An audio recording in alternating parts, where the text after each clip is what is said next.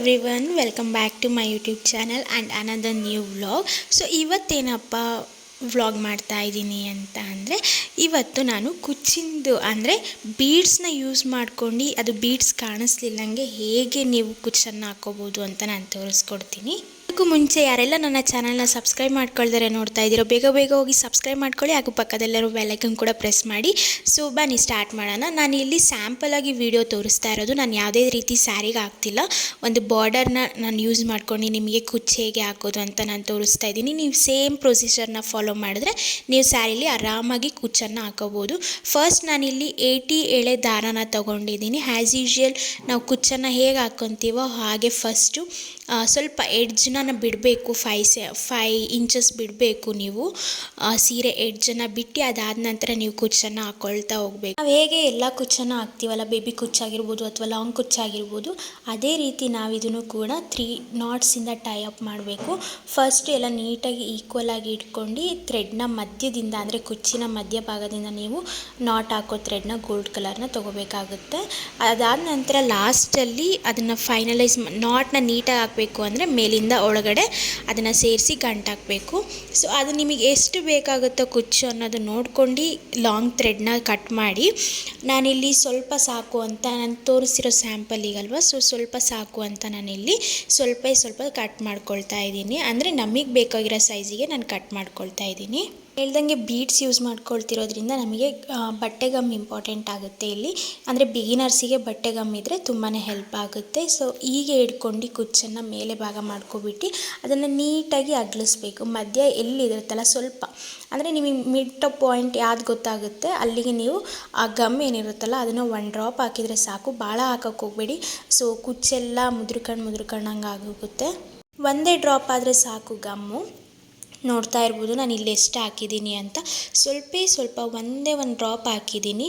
ನಾನು ಈಗ gold ಬೀಡ್ಸ್ನ ಅದೆಲ್ಲಿ gum ಹಾಕಿದ್ನಲ್ಲ ಒಂದು ತಗೋಬೇಕು ಗೋಲ್ಡ್ ಬೀಡ್ಸು. ನೀವು ಯಾವುದೇ ರೀತಿ ಸೈಜನ್ನು ತೊಗೋಬೋದು. ಗೋಲ್ಡ್ ಬೀಡ್ಸು ತೀರಾ ಸಣ್ಣ ತೊಗೊಳೋದಕ್ಕೆ ಹೋಗಬೇಡಿ.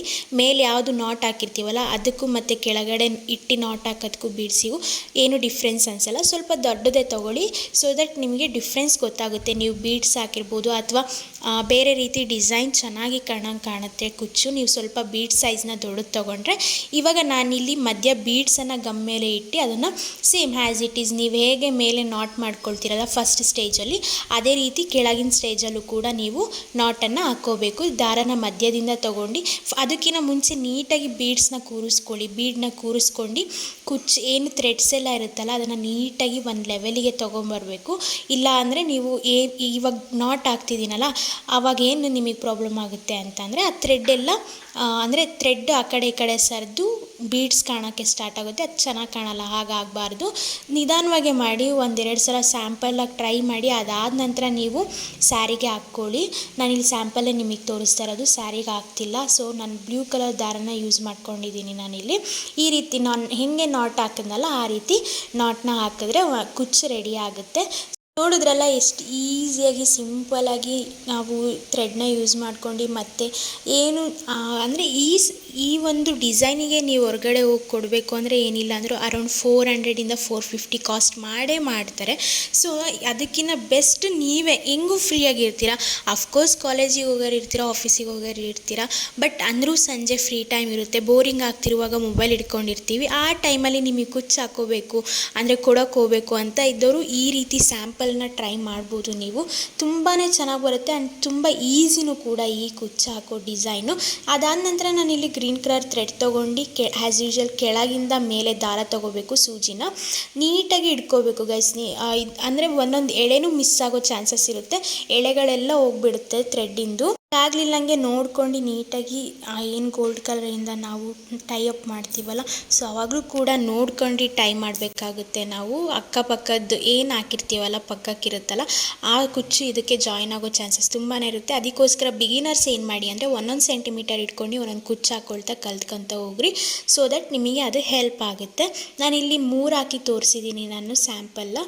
ಈ ರೀತಿ ಹಾಕ್ಕೊಂಡಾಗಿ ಮೇಲೆ ಹೇಗೆ ಕುಚ್ಚು ಹಾಕ್ತೀವಲ್ಲ ಅದೇ ರೀತಿ ಹಾಕ್ಕೋಬೇಕು. ಅದಾದಮೇಲೆ ಕೆಳಗಡೆ ನಾವೇನು ಮಾಡಬೇಕು, ನೀಟಾಗಿ ಕೆಳಗಡೆ ಆ ಕುಚ್ಚನ್ನ ಸ್ಪ್ರೆಡ್ ಮಾಡಿ ಅದ್ರ ಮಧ್ಯೆ ಒಂದು ಡ್ರಾಪ್ ಅಷ್ಟೇ ಬಟ್ಟೆ ಗಮ್ನ ತೊಗೊಳ್ಳಿ. ನಾರ್ಮಲ್ ಗಮ್ ತೊಗೊಂಡ್ರೆ ನಡೆಯುತ್ತೆ, ಬಟ್ ನಾರ್ಮಲ್ ಗಮ್ ತೊಗೊಂಡ್ರೆ ಏನಾಗುತ್ತೆ, ಕುಚ್ಚೆಲ್ಲ ಅಂಟ್ಕೊಂಡ್ಬಿಡುತ್ತೆ, ಥ್ರೆಡ್ಸ್ ಎಲ್ಲ ಒಂದಕ್ಕೊಂದು ಅಂಟ್ಕೊಳ್ಳುತ್ತೆ. ಇದಾದರೆ ಮಿಡ್ ಪಾಯಿಂಟಿಗೆ ಇಟ್ಟಿರ್ತೀವಲ್ಲ, ಗೋಲ್ಡ್ ಬೀಡ್ಸ್ ಇಟ್ಟರೆ ಸಾಕು, ಅದಕ್ಕಷ್ಟೇ ಸ್ಟಿಕ್ ಆನ್ ಆಗುತ್ತೆ. ಇಲ್ಲಿ ಒಂದೇ ಒಂದು ಡ್ರಾಪು ಸಾಕು ಗೈಸ್, ಭಾಳ ಹಾಕೊಳ್ಳೋದಕ್ಕೆ ಹೋಗಬೇಡಿ. ಸೊ ಒಂದು ಡ್ರಾಪ್ ಹಾಕ್ಕೊಂಡು ನೀವು ಈ ಥರ ಗೋಲ್ಡ್ ಬೀಡ್ಸ್ನ ಅದಕ್ಕೆ ಇನ್ಸರ್ಟ್ ಮಾಡಬೇಕಾಗುತ್ತೆ. ಈ ಗೋಲ್ಡ್ ಬೀಡನ್ನ ನೀವು ಗಮ್ ಇಲ್ಲ ಅಂತಂದ್ರೂ ಕೂಡ ನೀವು ಥ್ರೆಡ್ ಮುಖಾಂತರ ನೀವು ಅದನ್ನು ಟೈ ಅಪ್ ಮಾಡ್ಬೋದು. ಬೇರೆ ಥ್ರೆಡ್ ಫಸ್ಟ್ ಹಾಕಿ ಅದಾದ ನಂತರ ನೀವು ಅದನ್ನು ಟೈ ಅಪ್ ಮಾಡ್ಬೋದು. ಇಲ್ಲಿ ನೋಡ್ತಾ ಇರ್ಬೋದು, ಹೀಗೆ ನೀಟಾಗಿ ಸರಿ ಮಾಡ್ಕೋಬೇಕು. ಬೀಡ್ ಏನಿದೆನಲ್ಲ ಅದ್ರ ಪೂರ ಕವರ್ ಆಗಂಗೆ ಥ್ರೆಡ್ನ ನಾವು ನೀಟಾಗಿ ಮಾಡ್ಕೋಬೇಕು.